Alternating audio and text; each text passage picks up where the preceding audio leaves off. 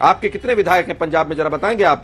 हंस रहे हैं बेकार में। पंजाब बॉर्डरिंग स्टेट है, इंपॉर्टेंट डिस्कशन चल रहा है यहाँ पर। कोई चाय की दुकान पर बैठ के बात नहीं कर रहे हैं गौरव जी। आपके कितने विधायक हैं जरा बताइए? अच्छा बता दीजिए ना आपके कितने भाई। कांग्रेस हेडक्वार्टर में? अरे छोड़िए ना, आज तक कितनी बार, आज तक पंजाब में कितनी बार मुख्यमंत्री बनाया आपने? बताएंगे जरा, कितनी बार मुख्यमंत्री बनाया पंजाब में?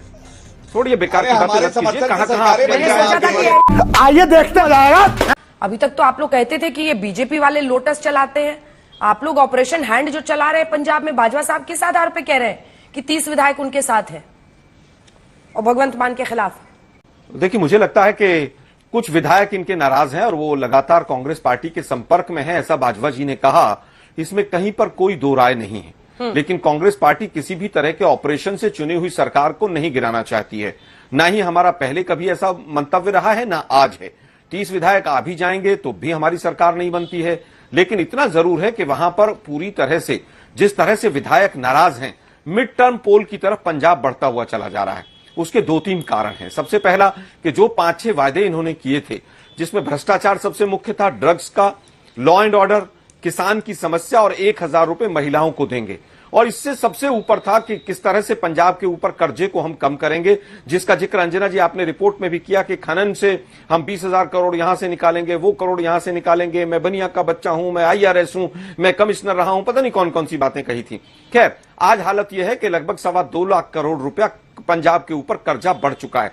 जो भी सरकार आज चल रही है, हमारी सरकार जैसे ही आएगी, हमारे लिए भी एक चैलेंज होगा। लेकिन अब 4-5 चीजें जो इन्होंने मुख्य तौर पर कही थी, उनमें से कोई वायदा पूरा नहीं कर पाए। हाँ। भगवंत मान की हालत यह है कि ना विधायक उनकी सुनते हैं, ना विधायकों की वो सुनते हैं। तो विधायक कहीं ना कहीं तो जाएंगे, कोई ना कोई तो बात करेंगे। लेकिन आज जो पंजाब का अपमान हुआ है, आज आप पंजाब की बैठक दिल्ली में बुला रहे हैं, मतलब एक तरह से आप तानाशाही की तरफ अपनी पार्टी को अरविंद केजरीवाल जी ले जा रहे हैं।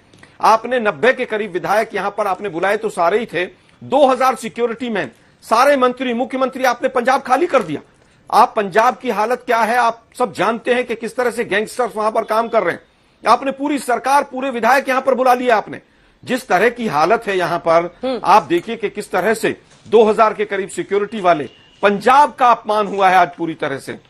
जहां तक बात इनकी है कि सीएम बनना चाहते हैं, यह बात आपको याद होगा कि इनके एक पुराने साथी ने भी आज तक पर कही थी कि पूरी तरह से वो पंजाब का सीएम पहले भी बनना चाहते थे, लेकिन शायद किसी कारणों से नहीं बन पाए।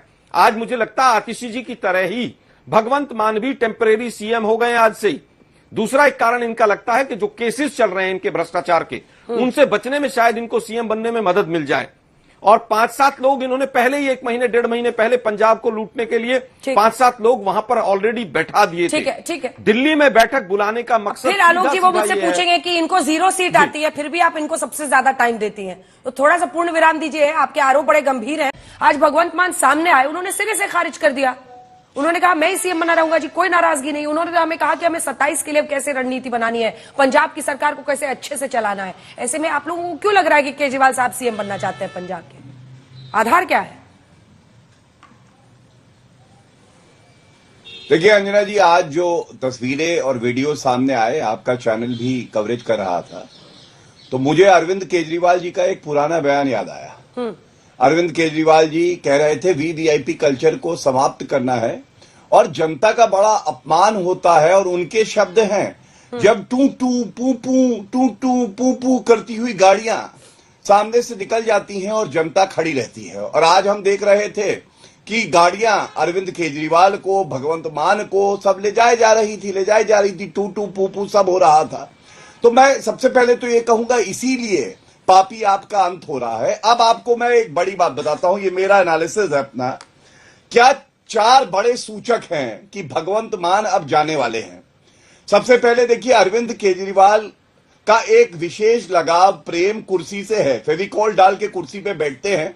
और आतिशी मार्लेना के लिए भी बोल दिया था अंजना जी। उन्होंने क्या कहा? उन्होंने कहा ये टेम्पररी सीएम है, स्टेपनी सीएम है, मैं कह रहा हूं जीत के आऊंगा, मैं मुख्यमंत्री बनूंगा। पहली बात। दूसरी, भगवंत मान ने आज अरविंद केजरीवाल का नाम नहीं लिया अपने वक्तव्य में। मैंने देखा, तमाम चैनल पे देखा, उन्होंने कभी नहीं कहा अरविंद केजरीवाल जी का नेतृत्व है, वो हमारे लीडर हैं, बल्कि अरविंद केजरीवाल वहां प्रेस वार्ता और वक्तव्य देने भी नहीं आए। तीसरी बड़ी बात है, अमन अरोड़ा, जो कि पंजाब इनकी इकाई के कन्वीनर है, उन्होंने क्या कहा अंजना जी ध्यान दीजिएगा। उन्होंने कुछ दिन पहले कहा था ये जरूरी नहीं है कि एक सिख ही मुख्यमंत्री बनेगा पंजाब का। ये क्यों कहा 3-4 दिन पहले? क्या खबर आ गई थी कि दिल्ली हारने जा रहे हैं? अरविंद केजरीवाल ही कहलवा रहे हैं। और सबसे बड़ी बात है, देखिए लाइनों के बीच में पढ़ना आवश्यक है, विभव कुमार जिन्होंने स्वाति मालीवाल को मुख्यमंत्री आवास में दिल्ली में पीटा और बेल नहीं मिल रही थी, उनको एडवाइजर बना के क्यों पंजाब मुख्यमंत्री के साथ रखा गया? इसलिए कि भैया तुम ग्राउंड वर्क करो। अगर मैं दिल्ली का चुनाव हार जाता हूं और सत्ता हमें नहीं मिलती तो मैं भगवंत मान को टाटा बाय बाय कहने वाला हूं, और यही हो रहा है। अब अगर आप इन चारों चीजों को जोड़ेंगी तो एक ही आपको जो है वो कंक्लूजन मिलेगा। वो क्या है? वो है कि Bhagwant Mann tata bye bye, Arvind Kejriwal कट्टर बेईमान पापी आप वाले convener coming to power CM बनने जा रहे हैं। आलोक जी से आपकी नजर दूसरे के विधायकों पर क्यों है? एक छोटा सा उस पर जो आरोप है आप पर, उस पर छोटा सा कमेंट जल्दी से, टाइम खत्म हो रहा है सर। देखिए अंजना जी हमारी किसी के विधायकों पर कोई नजर नहीं है। विधायक अगर नाराज हैं, विधायक अपने वायदे नहीं पूरे कर पा रहे हैं, विधायक अगर भ्रष्टाचार में डूबे हैं, विधायक की सीएम से बात नहीं होती है, सीएम विधायकों को घास नहीं डालते हैं, तो इसमें कांग्रेस की कहीं पर कोई गलती नहीं है। भ्रष्टाचार चरम पर है, ड्रग्स चरम पर है, लॉ एंड ऑर्डर की हालत खराब है, किसान करा रहा है, 1000 रुपए का पता नहीं है, 4.5 लाख करोड़ रुपए का कर्जा पंजाब के ऊपर हो गया है, और बेअदबी मामला अभी भी जिंदा है। तो मुझे लगता है कि कुछ भी कर लें, ये आज जो हालत है पंजाब के अंदर, उसमें अगर किसी का अल्टीमेटली नुकसान है तो उसमें सीधा सीधा पंजाब का नुकसान है। आपके कितने विधायक हैं पंजाब में, जरा बताएंगे? आप हंस रहे हैं बेकार में। पंजाब बॉर्डरिंग स्टेट है, इंपॉर्टेंट डिस्कशन चल रहा है यहाँ पर, कोई चाय की दुकान पर बैठ के बात नहीं कर रहे हैं। गौरव जी आपके कितने विधायक हैं, जरा बताइए। अच्छा बता दीजिए ना आपके कितने भाई कांग्रेस हेडक्वार्टर में? अरे छोड़िए ना, आज तक कितनी बार, आज तक पंजाब में कितनी बार मुख्यमंत्री बनाया आपने? बताएंगे जरा, कितनी बार मुख्यमंत्री बनाया पंजाब में? छोड़िए बेकार की बातें मत कीजिए। कहाँ मैंने सोचा था कि एंड में कंक्लूडिंग लाइन में बोलूंगी कि पंजाब वो जमीन दिख रही है जहां पर कांग्रेस और बीजेपी में आपस में लड़ाई नहीं होगी। 3 बार से गिनती में शुरू हो रही है। ठीक है झा जी, रुकिए, इसके बाद संजय जी और गौरव जी के पास जाना है। अंजना जी मैंने तो आपके स्वयं के वक्तव्य में आज तक पर कहा कि हमारी कोई इच्छा नहीं कि हम चुनी हुई सरकार को गिराएं। तो ये ऋतुराज जी अपने आप ही आप स्टोरी क्यों बना रहे हैं? अब विधायक अगर नाराज हैं तो इसमें हमारी गलती थोड़ी ना है। विधायक नाराज हैं, अरे भाई सुन तो लीजिए ऋतुराज जी, विधायक अगर नाराज है और वो हमसे संपर्क में है तो इसमें हमारी गलती थोड़ी ना है। हम थोड़ी ना कह रहे हैं कि हमारी पार्टी ज्वाइन करो, हमने किसी ने नहीं कहा कि हमारी पार्टी ज्वाइन करो, क्योंकि ज्यादातर विधायक तो आपके भ्रष्टाचारी हैं। हम क्यों लेंगे उनको? हम बिल्कुल नहीं लेंगे। सरकार तो आपकी जिस दिन भगवंत मान को केजरीवाल जी रिप्लेस करेंगे उस दिन पता चलेगा क्या होगा।